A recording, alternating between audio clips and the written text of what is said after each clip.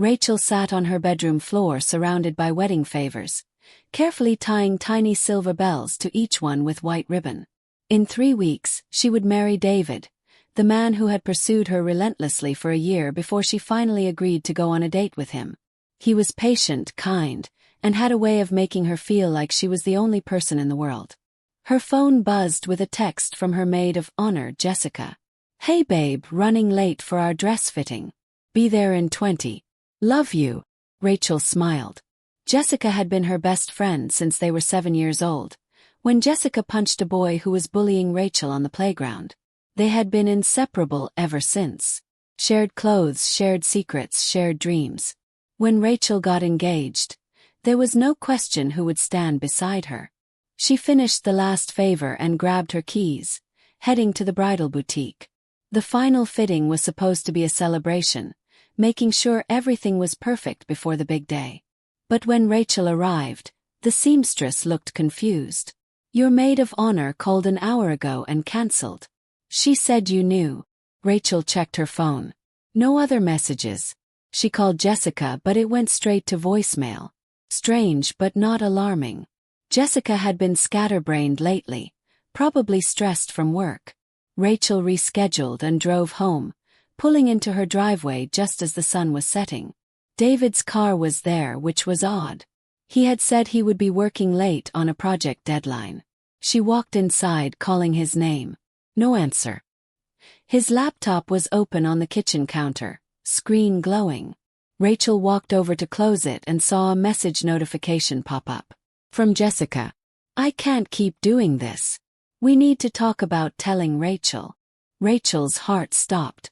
Her hand hovered over the trackpad, trembling. She shouldn't look. She trusted David. She trusted Jessica. But that message, those words, they didn't make sense in any innocent context. She clicked.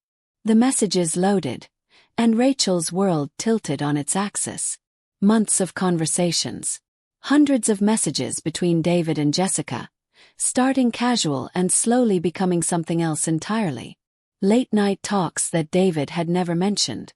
Conversations about Rachel, about the wedding, about feelings that shouldn't exist. And then, 3 weeks ago, everything changed. "I know this is wrong, but I can't stop thinking about you." "Me too. We can't do this to Rachel." "I know. But when you talk to me like this, nothing else matters." Rachel scrolled further, each message a knife to her chest. They had met up. Multiple times. Coffee that turned into lunch. Lunch that turned into dinner. Dinner that turned into Jessica's apartment, where David stayed until 2 a.m., then 4 a.m., then didn't leave at all. The most recent message was from this morning. "David, I don't know how to stop this. I love Rachel, but what we have is different. Jessica, I feel like I'm betraying my best friend every time I look at her. But I can't walk away from you. David, 3 more weeks and we figure it out. After the wedding." After the wedding. They were going to wait until after Rachel married David to figure out their affair. She would walk down the aisle, say vows, bind her life to someone who was already bound to someone else. Her someone else. Rachel heard a car door slam. She quickly closed the laptop and stood frozen in the kitchen as David walked in, smiling when he saw her. "Hey, beautiful. I thought you'd still be at your fitting. It got cancelled." Rachel's voice sounded distant, like it belonged to someone else. "Oh, that's too bad." David set down his briefcase and walked over to kiss her cheek. She didn't move. "Everything okay? When were you going to tell me?" David's face changed. The smile vanished, replaced by confusion, then understanding, then fear. "Tell you what?" "About Jessica." The color drained from his face. He opened his mouth, closed it, opened it again. "Rachel, I can explain." "Explain what?" "That you've been sleeping with my best friend. That you've been having an affair for weeks while I planned our wedding. That you were going to marry me and then figure out what to do about your relationship with her." Rachel's voice rose with each question. "Which part needs explaining, David? I never meant for it to happen." David ran his hands through his hair, a gesture she used to find endearing. Now it just looked like manipulation. Jessica and we were just talking at first. You were so stressed about the wedding, and I didn't want to burden you with my problems at work, so I talked to her instead. So this is my fault. I was too stressed planning our wedding, so you had to find comfort in my best friend. No, that's not what I'm saying. David stepped toward her, but Rachel backed away. I'm saying it started innocently.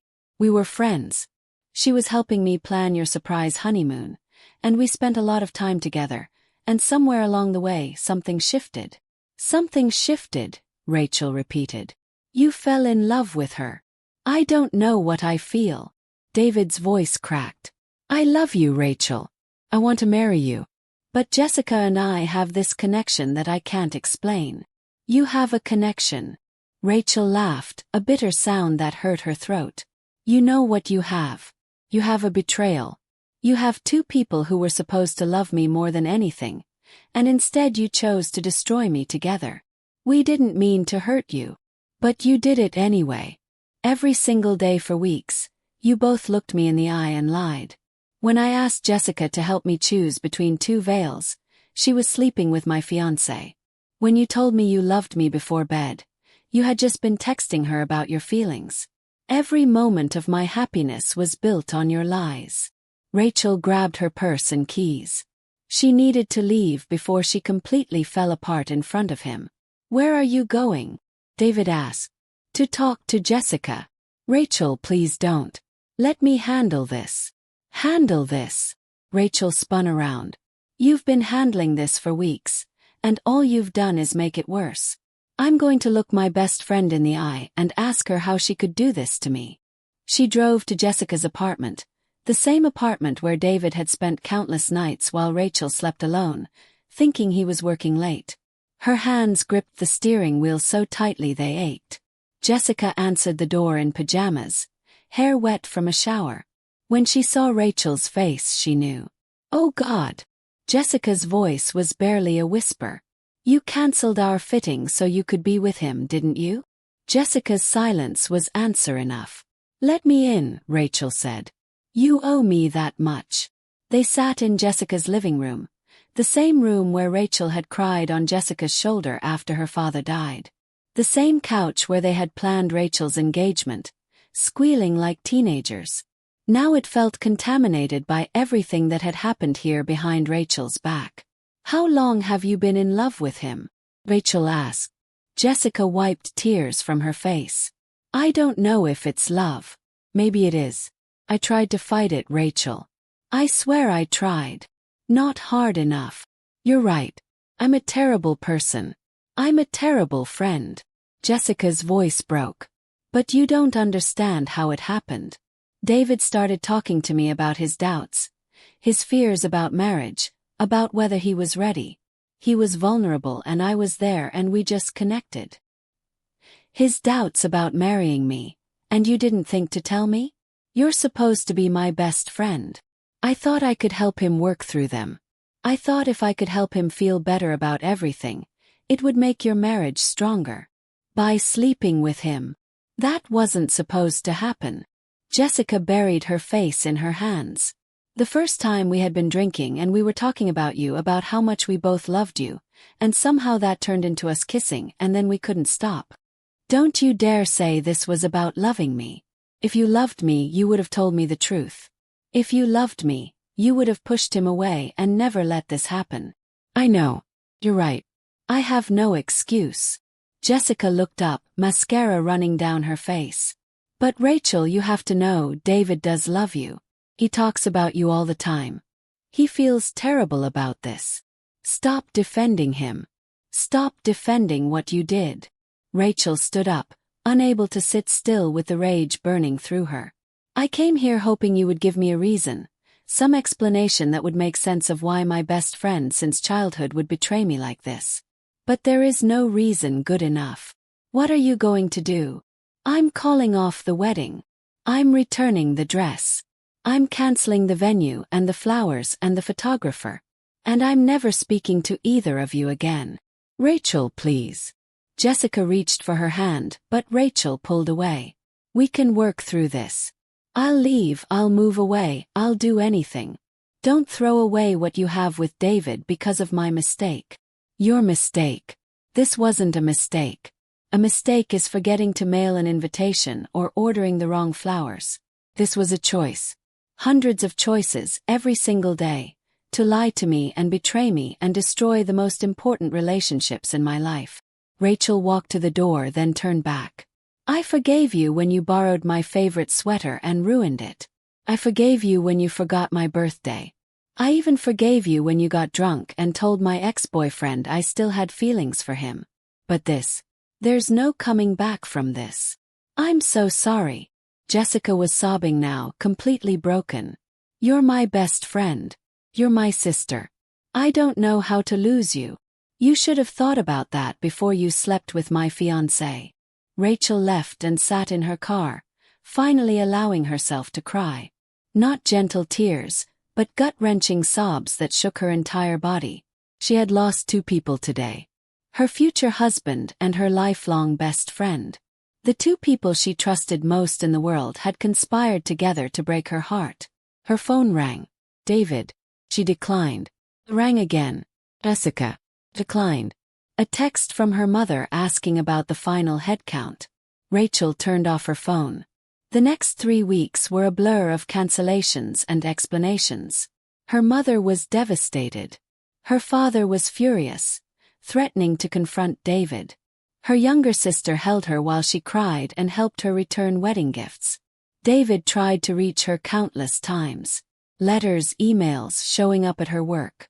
Each time claiming he made a mistake, that he chose Rachel, that Jessica meant nothing. But his words were empty. Jessica tried too, sending long messages about their friendship and begging for forgiveness. Rachel blocked them both. 2 months after the wedding that never happened, Rachel sat in her new apartment, one she had rented by herself. She had taken time off work, started therapy, and slowly began rebuilding a life that didn't include David or Jessica. Her therapist asked her if she regretted calling off the wedding. No, Rachel said. I regret not seeing the truth sooner. I regret trusting people who didn't deserve it. But I don't regret walking away from a marriage that was already broken before it began. She would heal eventually. She would trust again, love again. But she would never forget the lesson learned on the floor of her bedroom, surrounded by wedding favors and shattered dreams. That sometimes the people closest to you are capable of the deepest betrayal, and the only person you can truly count on is yourself. The maid of honor who was supposed to stand beside her had stood behind her instead, in the shadows with the man Rachel was supposed to marry. But Rachel was still standing, and that was enough.